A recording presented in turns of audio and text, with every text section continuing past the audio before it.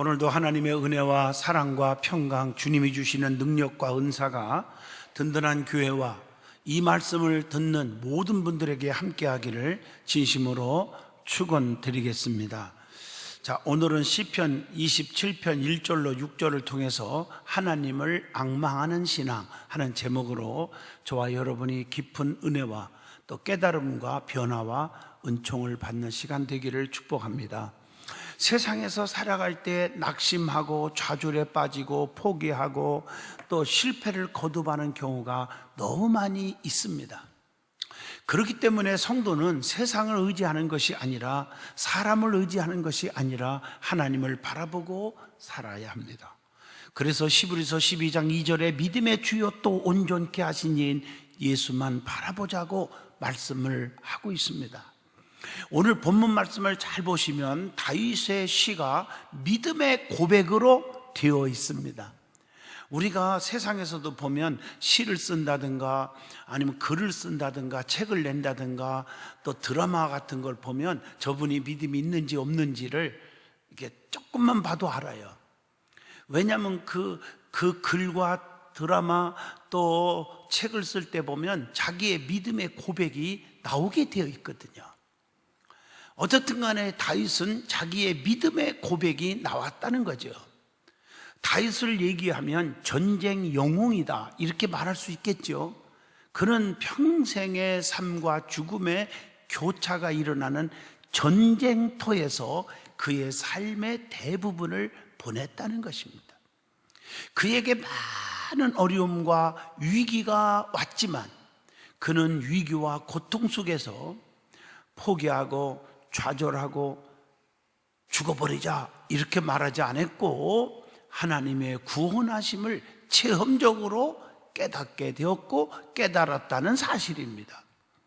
그래서 하나님은 다윗에게 빛이 되시고 구원이 되어 주셨다는 것입니다. 그리고 다윗은 하나님을 찬양하며 하나님께 영광을 돌리고 있는 것입니다. 다윗은 하나님의 집에 거하는 삶 속에 제사와 노래로 하나님을 찬송하겠다고 결심을 합니다. 오늘 본문을 중심으로 하나님을 앙망하는 신앙 이런 제목으로 말씀을 전할 때 다윗처럼 우리의 신앙이 하나님을 앙망하는 신앙의 고백과 삶을 사시기를 축복합니다. 그러면 하나님을 앙망하는 신앙은 무엇이라고 생각하십니까?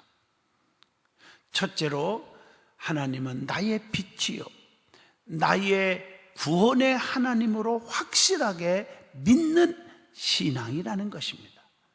오늘 본문 1절로 3절을 읽어보면 여호와는 나의 빛이요 나의 구원이시니 내가 누구를 두려워하리요. 여호와는 내 생명의 능력이시니 내가 누구를 무서워하리요. 악인들이 내 살을 먹이려고 내게로 왔지만 나의 대적들 나의 원수들인 그들은 실족하여 넘어졌도다. 군대가 나를 대적하여 진칠지라도 내 마음이 두렵지 아니하며 전쟁이 일어나 나를 치료할지라도 나는 여전히 태연하리로다. 여러분, 이 말씀이 무슨 말씀입니까? 하나님께서는 다른 사람의 하나님이 아닙니다. 나의 하나님이시라고 하는 확신이 있었다는 사실입니다. 그렇기 때문에 말씀을 들을 때 나의 말씀으로 받아야 말씀의 능력과 축복과 기적이 임하는 것입니다. 그래서 오늘 말씀을 보면 두려워하거나 무서워하지 않는다는 고백입니다. 하나님께서는 나의 생명의 능력이시기 때문에 우리가 두려워하지 않는다는 것입니다. 시편 19편 14절 보면 나의 반석이시요 나의 구속자이신 여호와여 내가 입의 말과 마음의 묵상이 주님 앞에 연락되기를 원하나이다. 하나님께서 나의 반석이 되신다는 것입니다. 또 빌립보 4장 13절 내게 능력 주시는 자 안에서 내가 모든 것을 할 수 있느니라. 하나님께서 능력을 주신다는 것입니다. 이사야 45장 24절 보면 내게 대한 어떤 자의 말에 공의와 힘은 여호와께만 있나니 능력은 하나님께만 있는 것입니다. 대적들이 나를 죽이려 할 때 그들이 실족하여 넘어졌다고 했잖아요. 본문 2절 말씀. 하나님께서는 의롭게 사는 자를 축복하시고 악인은 어떻게 해요? 멸망시키는 하나님입니다. 출애굽할 때도 자기 백성들은 다 홍해바다를 건너게 하셨지만 그 하나님의 백성들을 괴롭히고 죽이려고 쳐들어오는 원수들은 다 물로 한 명도 남기지 않고 쓸어버렸다는 사실입니다. 그래서 우리는 악인이 되지 말고 선한 자가 되라는 것입니다. 의롭게 사는 믿음의 사람이 되자는 것입니다. 악인의 마음에는 10가지 특징이 있다고 그래요. 근데 성경을 찾아보니까 특별히 뭐 몇백 가지가 있겠지만 그 중에서 요약을 하면 10가지가 있어요. 창세기 6장 5절 보면 악이 가득한 사람이에요. 또 성경에 보면 열왕기하 14장 10절에 보면 교만으로 꽉 차 있어요.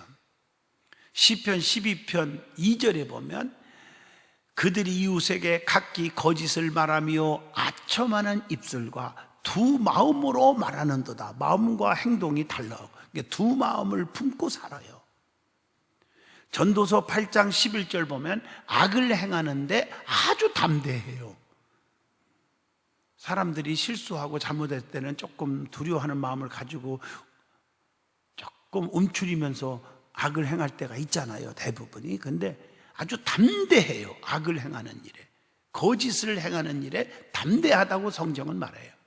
에레미야 17장 9절 보면 만물보다 거짓되고 심히 부패한 것은 뭐라? 마음이라. 마음이 부패해요. 에레미야 22장 17절 보면 죄에 대해서 연단합니다. 또 사도행전 5장 3절 보면 마귀에 속해 있다는 것이죠. 하나님께 속하지 않고 세상 영에 사로잡혀 있어요. 그래서 하나님의 말씀을 두려워하고 말씀대로 살려고 하고 말씀대로 순종하려고 하는 게 아니라 세상 말을 더 따르고 나보다 친구 말이 더 중요해요. 로마서 1장 28절 보면 그들이 마음에 하나님 두기를 싫어하며 그랬어요. 하나님이 내 마음속에 있기를 싫어해요. 왜? 내 마음대로 살기가 두렵잖아요. 하나님이 내 마음속에 계시는데 내가 어떻게 인간적인 죄를 짓고 내 마음대로 살 수 있냔 말이에요. 그래서 하나님이 내 속에 들어오는 걸 싫어해요. 주 예수 내 마음에 들어와 계심은, 이렇게 찬양을 불러야 되는데 주님 나의 마음속에서 멀리 멀리 가게 하여 주옵소서. 그래서 멀리 멀리 갔더니 처량하고 고나여 슬프고도 괴로워 정처 없이 자빠졌네, 이렇게 되는 겁니다. 또한 로마서 2장 5절 보면 고집으로 회개하지 않아요. 내가 뭘 잘못했는데 자꾸, 여러분 사람이 그렇게 잘못한 거 없어도 남들이 지적하면 열심히 하겠습니다, 죄송합니다, 이게 참 중요한 거거든요. 그렇게 하려고 안 해. 자기 고집만 내세워. 내가 한 것이 다 맞다, 이렇게 생각한다.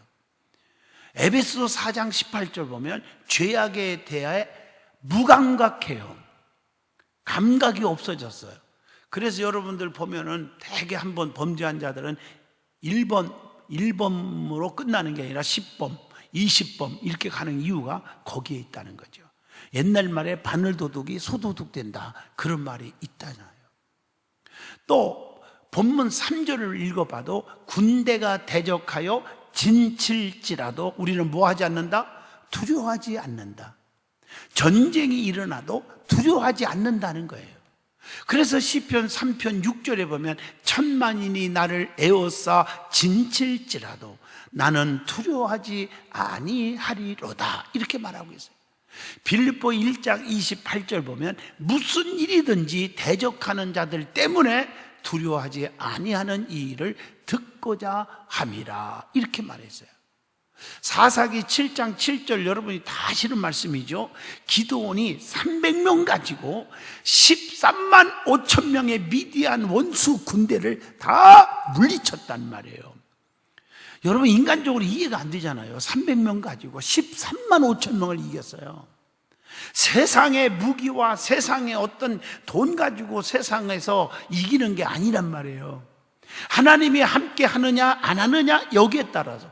제가 보면 부유하게 살고 가난하게 살고 성공하고 실패하고 뭐 이런 분들을 제가 한번 점검을 해봐서 다 맞는 건 아니지만 대부분이 보면, 영적으로 보면 하나님이 붙드는 사람은 실패하는 것 같으나 마지막에는 성공하고 자녀들이 앞길이 확 풀려요.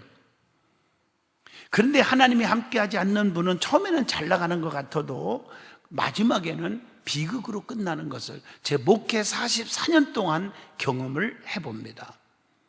사무엘상 17장 49절에도 답이 나옵니다. 소년 다윗은 그 어린 소년이 물맷돌 가지고 말이에요, 그 무시무시하고 어른들도 왕까지도 벌벌 떨고 있는 골리앗 장군을 딱 물리치잖아요. 한 방에 골리앗이 죽어버려요. 그래서 오늘 본문 3절 말씀이 가슴에 와닿는 거예요. 군대가 나를 대적하여 진칠지라도 내 마음이 두렵지 아니하며 전쟁이 일어나 나를 치료할지라도 나는 여전히 뭐예요? 불안에 태연하리로다. 이렇게 고백을 하는 것입니다. 얼마나 하나님께서 다윗과 함께 하셨으면, 다윗을 도와줬고 기적을 행하는 것을 다윗이 보았으면 이런 고백이 입에서 나올 수 있었을까 하는 생각을 해봅니다. 치려 오는 자들이 오히려 뭘 당해요? 수치와 욕을 당한다. 저는 이사야 41장 11절을 가지고 엄청나게 목회하면서 위로를 받는 말씀이 있습니다.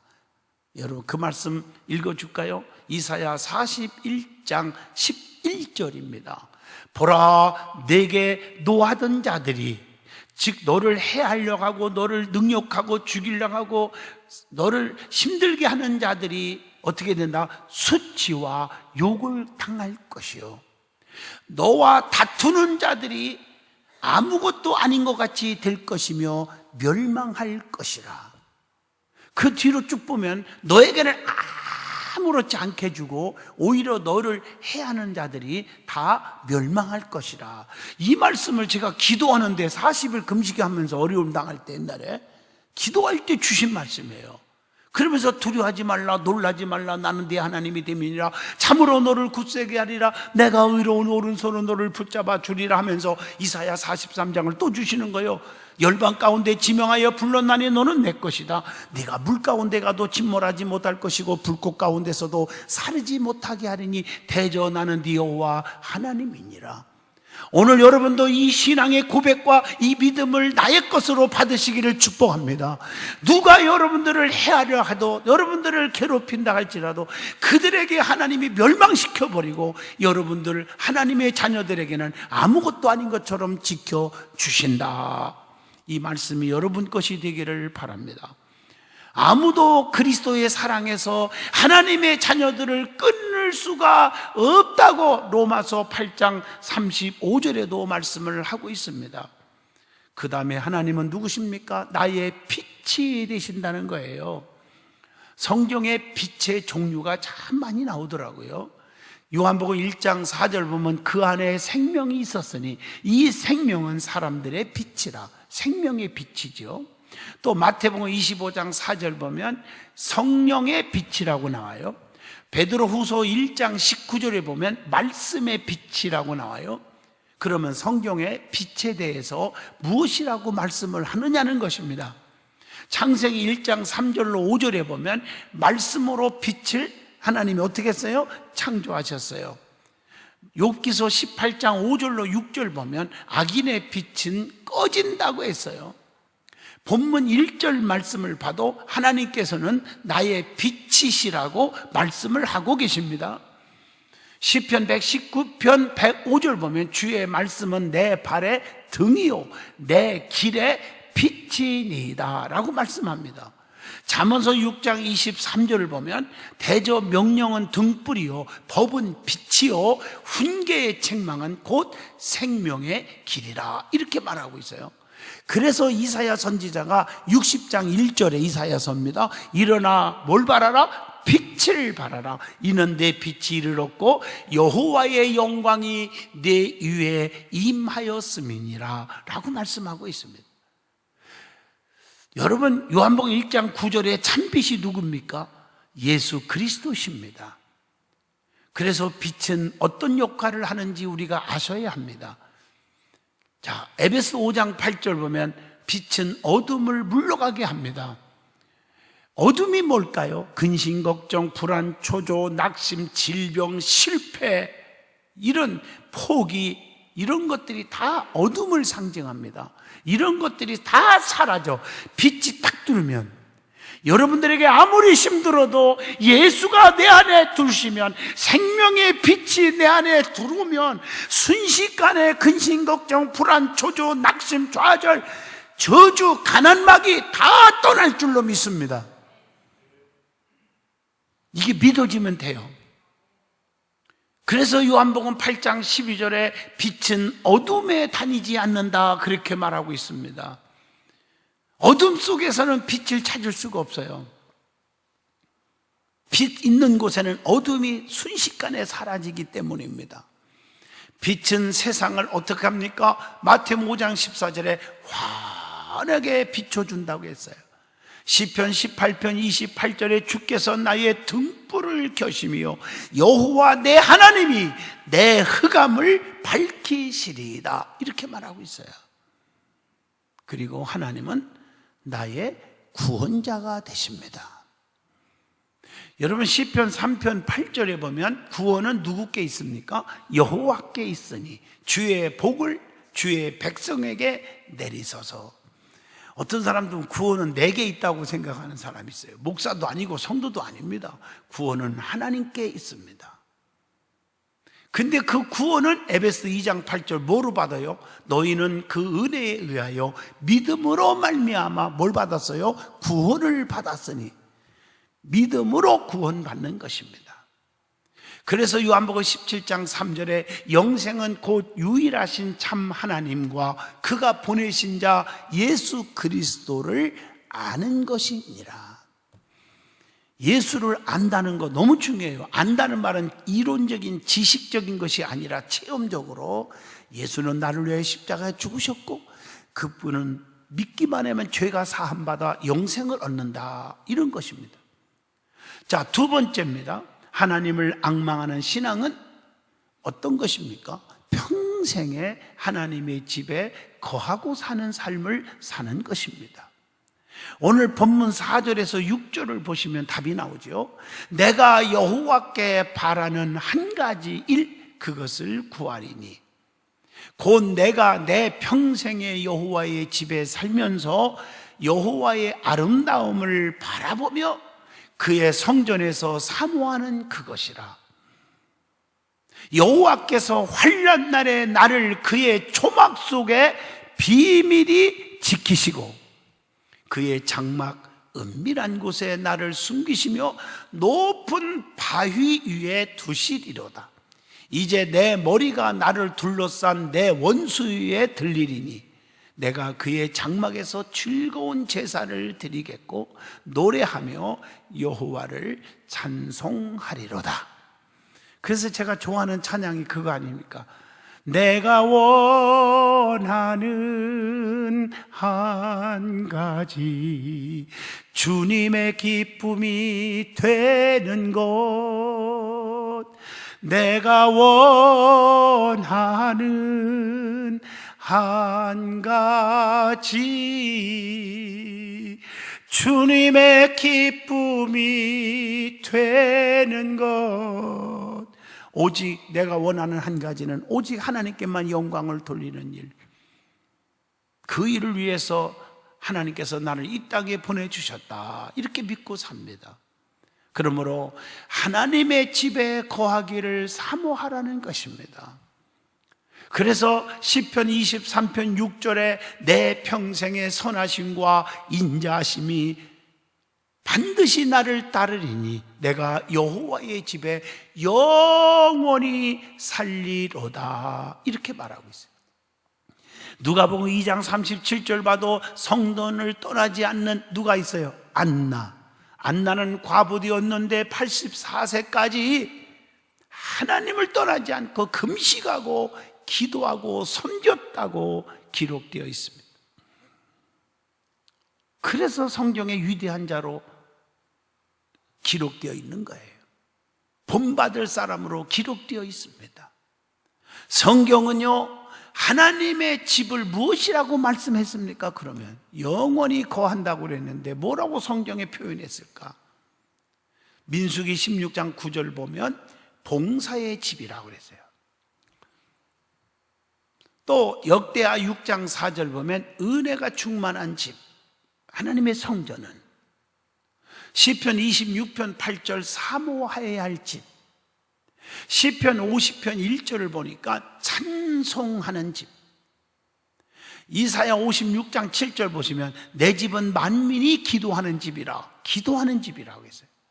이사야 60장 7절 영광의 집, 에레미야 26장 2절 오늘처럼 하나님 앞에 나와서 예배하는 집입니다. 누가복음 2장 36절로 37절 위로의 집입니다. 고린도전서 3장 17절 한마디로 묶어서 말합니다. 하나님의 성전은 거룩하니 너희도 그러하니라. 거룩한 집이라고 표현했어요. 고린도전서 4장 17절 배움의 집입니다. 그래서 하나님의 성전에서 열심히 말씀을 듣고 배우고 그래야 되는 거예요. 자, 그러면 하나님의 집에 은혜의 불을 꺼지게 해서는 그래서 안 된다고 말하는 거예요. 은혜의 불을 꺼지지 않게 하려면 세 가지를 가지고 있어야 돼요. 그게 레위기 6장 12절로 13절입니다. 제단의 불은 항상 피워 꺼지지 않게 할지니라. 제사장은 아침마다 나무를 그 위에 태우고 번제물을 그 위에 벌려놓고 화목제의 기름을 사를지며 불은 끊임없이 피워 꺼지지 않게 할지니라. 이렇게 말씀했어요. 거기에 보면 첫째가 나무를 태우고, 나무는 누구를 의미합니까? 이거 설명하려면 길어지지만 한마디로 묶어서 말합니다. 예? 불은 꺼지지 않게 하는 게 중요해요. 그래서 나무를 많이 준비해 갖고 계속 타게 하는 거예요. 나무는 예수 그리스도를 의미합니다. 나는 참 포도나무요, 이렇게 말하기도 했어요. 예수님을 1분 1초라도 잊어서는 안 된다는 거예요. 주님 잊어버리니까 죄와 범벅이가 되는 거고요. 세상용으로 꽉 차는 거예요. 욕심에 부딪히고. 그래서 여러분들 중요한 것은 나무를 태우고 그 다음에 번제물을 올려놓으라. 이 번제물 참 중요해요. 하나님께 희생의 번제물을 올려놓으라. 귀한 시간, 귀한 몸, 귀한 물질을 먼저 하나님께 올려놓는 것이 중요하다, 그 얘기입니다. 번제라는 뜻 속에 화목제의 기름을 사르라 그랬어요. 기름은 에너지지요. 성령의 능력을 충만하게 채워야 제단의 불이 꺼지지 않는다, 이런 말씀입니다. 내 가정재단, 내 심령재단, 내 마음의 은혜의 재단, 가정재단, 교회재단에 불을 꺼뜨려서는 안 된다. 믿음의 불, 은혜의 불을 꺼져서는 안 된다, 이런 뜻입니다. 자, 그러면 하나님의 집에 거하는 자에게 주시는 축복이 있어요. 그게 뭘까? 오늘 본문 5절에 답이 나옵니다. 환난 속에 비밀이 지키시고 은밀한 곳에 숨겨주신다고 했고요. 그래서 주님은 나의 은신처가 되어주신다고 시편 32편 7절에도 말씀했고, 환난 중에 만날 큰 도움이시라, 이렇게 46편 시편입니다 1절에도 말씀했고, 또 열왕기상 17장 5절로 6절 봐도 하나님께서는 엘리야를 그리시네가에 숨기시고 까마귀를 통해서 먹을 것을 주셨다고 말씀하고 계신 것입니다. 그리고 본문 5절에 보니까 바위 위에 높이 두어주신다, 이렇게 말하고 있습니다. 누구도 해할 자 없게 해주신다 하는 뜻입니다. 자, 세 번째, 장막에서 즐거운 제사를 드리고 하나님을 찬송하는 삶을 살아야 한다. 그것이 하나님만을 앙망하는 삶을 사는 것입니다. 오늘 본문 6절에 보면 이제 내 머리가 나를 둘러싼 내 원수 위에 들리리니 내가 그의 장막에서 즐거운 제사를 드리겠고 노래하며 여호와를 찬송하리로다. 이렇게 말씀하고 있습니다. 즐거운 예배를 드리는 것은 엄청난 축복입니다. 성도는 기쁘고 즐겁게 예배를 드려야 합니다. 찬송도 기도도 말씀도 기쁜 마음으로 드려져야 돼요. 억지로가 아닙니다. 즐거운 소리로 주님께 외치라고 시편 47편 1절에 말했어요. 기쁨으로 신앙생활하는 것이 얼마나 중요한 것인가를 에레미야 31장 7절을 통해서도 교훈합니다. 항상 기쁜 삶을 사는 것이 주님의 뜻입니다. 데살로니가서 5장 16, 17, 18절 아닙니까? 항상 기뻐하라, 쉬지 말고 기도하라, 범사에 감사하라, 이것이 너희를 향하신 하나님의 뜻이니라. 이렇게 말씀했어요. 그래서 예배할 때에 우리는 요한복음 4장 24절 신령과 진정으로 영과 진리로 예배하라고, 기쁨으로 예배를 드리라고 말씀하고 있는 것입니다. 그 다음에 노래하며 하나님을 찬송하는 것은 은혜요 축복이라는 것이죠. 그래서 시편 81편 1절에 보면 능력 있는 하나님께 노래해야 된다 이렇게 말했고, 에베소서 5장 19절에 보면 시와 찬미와 신령한 노래로 화답해야 한다 이렇게 말씀했고, 시편 96편 4절에 보면 하나님은 광대하시니 하나님을 극진히 찬양하라 이렇게 말했고요. 시편 66편 1절에 보면 하나님께 즐거운 소리를 바라며 찬양하라고 말씀하고 있어요. 누가복음 17장 15절에 보면요, 베풀어 주신 은혜에 대한 감사와 찬양은 당연한 것이다. 오늘 많은 사람들은 하나님이 베풀어 주신 은혜가 엄청나게 많은데도 다 잊어버리고 하나님께 찬양을 하지 않아요. 또 부모에게, 또 주의 종에게, 교회에 대한 그 베풀음을 받은 사랑을 쉽게 잊어먹는 것 같아요. 그러니까 자기 마음에 조금만 안 들으면 금방 불평하고 교회 떠나고 시험 들고 그러는 거 아니겠습니까? 계시록 5장 12절 보면 찬양과 영광과 존귀를 영원히 하나님께 돌려드려야 한다 이렇게 말했어요. 여러분, 끝이 없죠. 하고 싶은 말 전하려면 결론 내리겠습니다. 성도는 세상을 바라보면 실망이 크고 낙심됩니다. 세상은 달면 삼키고 쓰면 뱉습니다. 지 마음에 들 때는 그냥 웰컴이지만요, 자기 마음에 안 들으면 그 순식간의 배신입니다. 이것이 세상이에요. 그러나 하나님은 절대로 변하는 분이 아닙니다. 사랑하는 성도님, 하나님의 영원한 사랑에 파묻히기를 축복합니다. 사무엘하 7장 29절, 주님의 은혜는 영원히 임하게 하신다는 말씀입니다. 성도는 하나님을 바라보는 믿음, 즉 하나님을 앙망하는 신앙을 가져야 하는데, 하나님을 앙망하는 그 사람의 삶은 하나님을 나의 구원자, 나의 빛으로 믿는 삶을 살아가는 자라는 것입니다. 평생에 하나님 전에 거하는 삶을 살아가는 자입니다. 장막에서 즐거운 제사를 드리고 예배를 드리고 하나님을 찬양하는 삶을 살아갈 수 있기를 축복합니다. 기도합니다.